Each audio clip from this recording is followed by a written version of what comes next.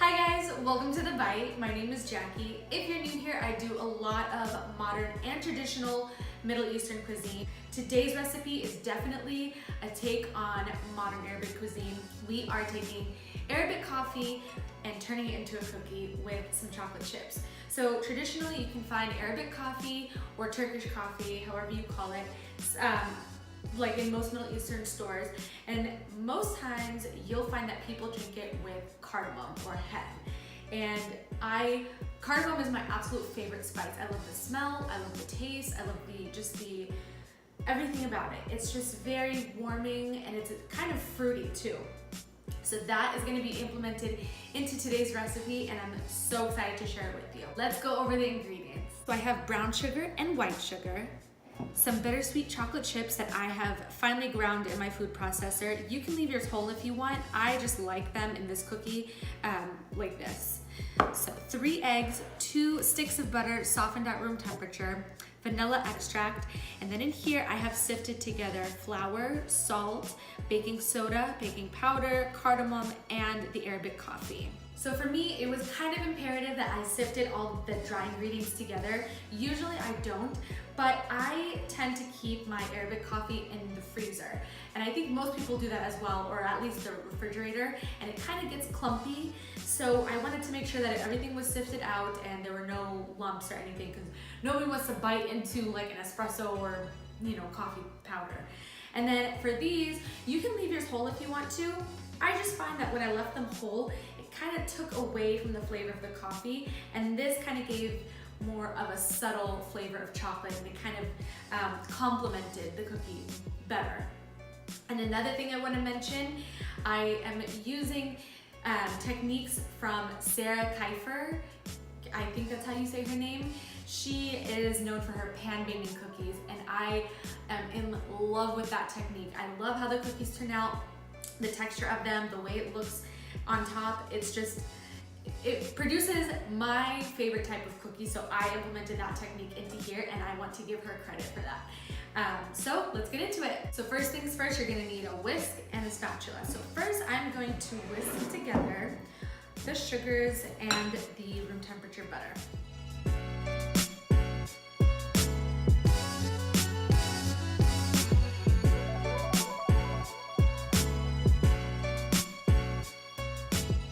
Ingredients are mixed in. I went ahead and added my eggs and my vanilla extract. Now I'm gonna fold in all the dry ingredients using a spatula.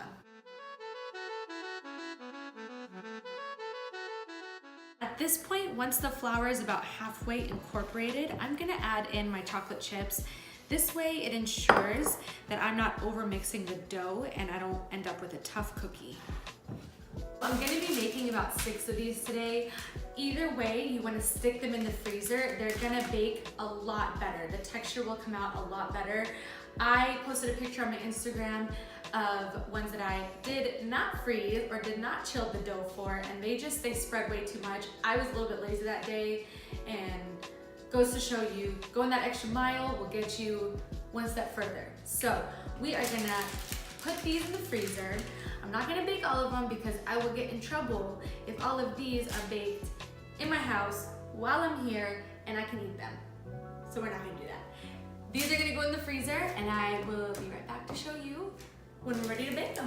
They're out of the freezer and they are solidified. I'm gonna leave 6 on the tray to bake, and then the rest of them are gonna go into the Ziploc bag and back in the freezer. 6 of these are gonna go into the oven at 350. I have it already preheated, and according to Sarah Kieffer's pan baking technique, you wanna take them out of the oven after they've baked for 10 minutes, slam them on your working surface. I'm gonna do it a little bit quietly on top of some oven mitts because my baby's asleep and I don't wanna wake her up. So I'm gonna do that, put them back in for 2 minutes, take them out and repeat that process every 2 minutes until it's baked for a total of 16 minutes. You'll see gold around the edges and you'll kind of see that it's just starting to bake and it'll look fully baked. Maybe the center will be a little bit jiggly, but it's fine. It's gonna be perfect. So let's do it.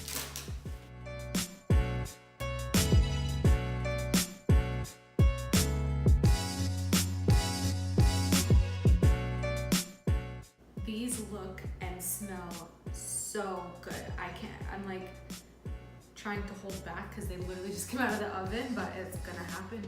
It's gonna happen right now. You can see the ridges from the pan banging technique.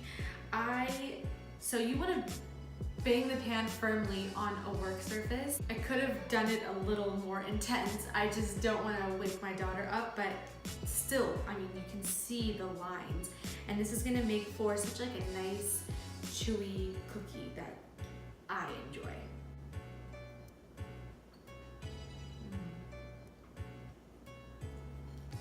So basically, you can just have this for breakfast, right? I mean, it's like coffee and a cookie. They are so good. Get the coffee, you get the cardamom, just a hint of the chocolate because they're in little flecks and they're not big, huge chocolate chips in there. I love these. I think these are my new go-to. These are even better for me than chocolate chip cookies, honestly.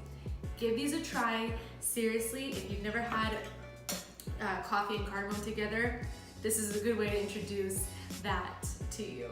And if you can't find Arabic coffee or Turkish coffee, try using espresso, but try and just make, the main thing is that it's very finely ground.